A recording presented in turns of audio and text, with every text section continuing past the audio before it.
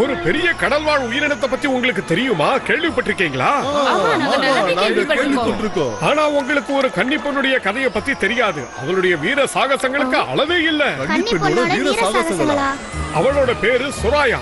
பெரிய கடல் மாலுமியாக இருந்த சிந்துபாத் அவளுடைய நண்பனாக இருந்தான். தன்னுடைய கடல் பயணத்தை முடிச்ச சிந்துபாத் 2 வாரம் கழிச்சு தன்னுடைய நண்பன் ஹக்கீம் குவாக்கோட சுராயாவை பாக்குறதுக்கு அங்க வந்தான். எனக்கு இப்ப இருக்கிற பசிக்கு எதை கொடுத்தாலும் நான் ஃபுல்லா சாப்பிட்டு முடிச்சிடுவேன். நம்ம இப்போ சாப்பிடுறது முக்கியம் இல்ல கேம். நம்ம கிட்ட எவ்வளவு பணம் இருக்கோ அதுக்கு ஏத்த மாதிரி தான் சாப்பிடணும்.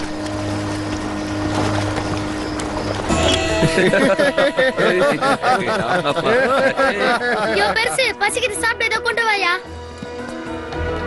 இங்க மாலுமிங்க தான் இருக்காங்க, சொராயாவை காணும்.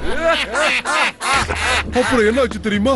நான் ஒரு கப்பல்ல போயிட்டு இருந்தேன். அப்பதான் அதுல ஒரு பெரிய பொக்கிஷம் டெர்மியா கப்பல்ல போயிட்டு இருந்துச்சு. அப்படின்னா நீங்க டெர்மியா பாத்தீங்களா? அத பத்திலாம் இப்ப கவலை இல்ல.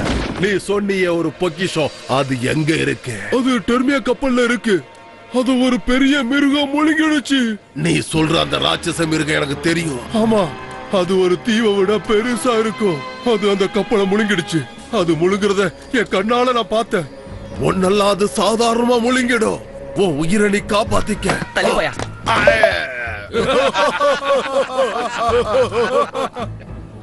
அந்த கப்பல்ல ஏதாவது ஒரு பொண்ணு இருந்தாலும் சொல்லுங்க. ஆமா, அவ ரொம்ப அழகா இருப்பா. லிவாய்தேன அவதான் ஒரு ஆபத்துல இருந்து காப்பாத்துனா. அவ அந்த சின்ன படகுல எவ்வளவு நேரம் பயணம் செய்வான்னு தெரியல.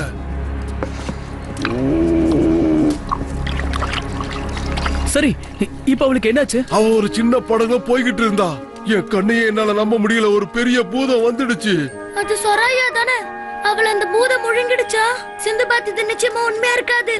இப்ப என்ன பண்ணலாம்? நீ வா கேம், நாம போய் சொராயாவை கண்டுபிடிக்கலாம். அவளுக்கு கண்டிப்பா எதுவும் இருக்காது. அட, இவன் தழும்பு தங்கராசு இல்ல? சிந்துபாத், நான் இப்ப பொக்கிஷம் இருக்கிற கப்பலை தேடி வந்தேன். ஆனா வந்த இடத்துல பொக்கிஷம் இல்ல. எல்லாம் எதிரிகளா தான் இருக்கீங்க. நீங்க தப்பிக்க முடியாது.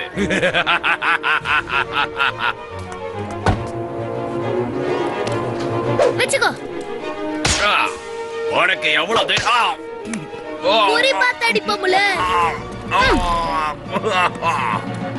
முடிஞ்சா இத புடிங்க பார்க்கலாம்.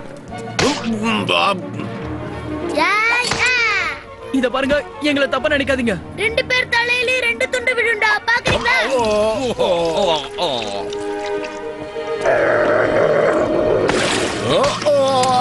நீ என்கிட்ட இருந்து தப்பிக்க முடியாது சிந்துபாத்.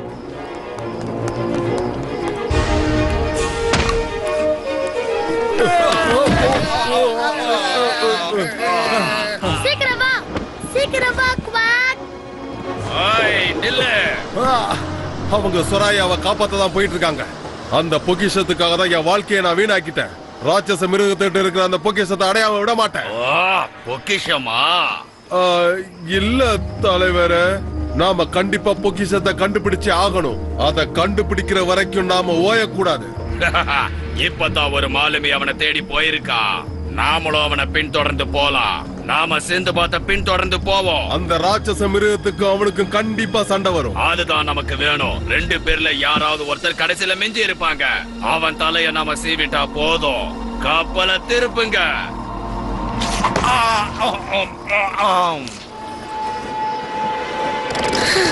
ஒரு மீன் கூட மாட்டல. மீன் கிடைச்சா நீதான் அதிகமா சாப்பிடுவ. அதனால நீயே இருந்து மீன் பிடி. சின்பாத், அவங்க சொன்னது எல்லாமே உண்மையா? ஆமா, அந்த மிருகம் ரொம்பவே பெருசா இருக்குமா? நான் 7 கடல்ல பிரயாணம் பண்ணிருக்கேன். ஆனா அந்த மாதிரி ஒரு மிருகத்தை நான் பார்த்ததே இல்ல. அது ஒரு தீவை விட பெருசு.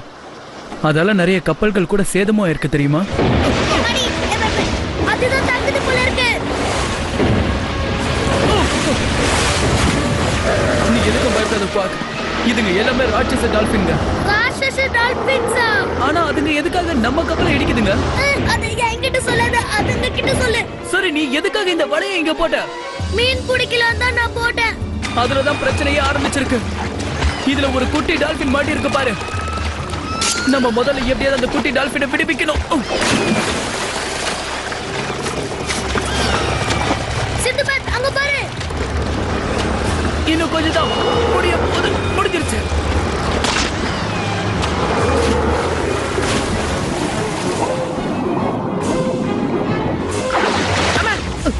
நாங்க ஒண்ணு இதை வேணும்னே செய்யல.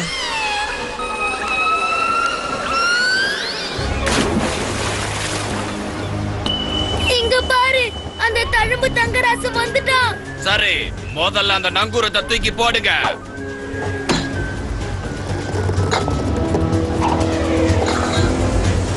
நீ தப்பிக்க முடியாது. தலைவரே, அங்க பாருங்க, அங்க பெரிய பெரிய மீன்களா இருக்கு. என்ன யாராலையும் அவ்வளவு சீக்கிரத்துல தடுக்க முடியாது.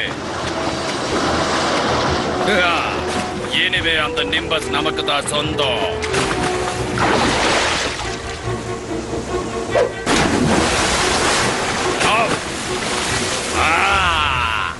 யாரோ நம்ம கப்பலை சேதப்படுத்துறாங்க.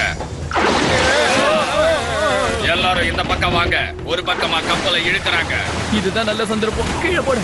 இனிமே அவனுங்க தொல்லை இல்லாம நம்ம சந்தோஷமா போயிட்டே இருக்கலாம். ஆனா சொராயாக்கு என்னாச்சுன்னு தெரியலையே.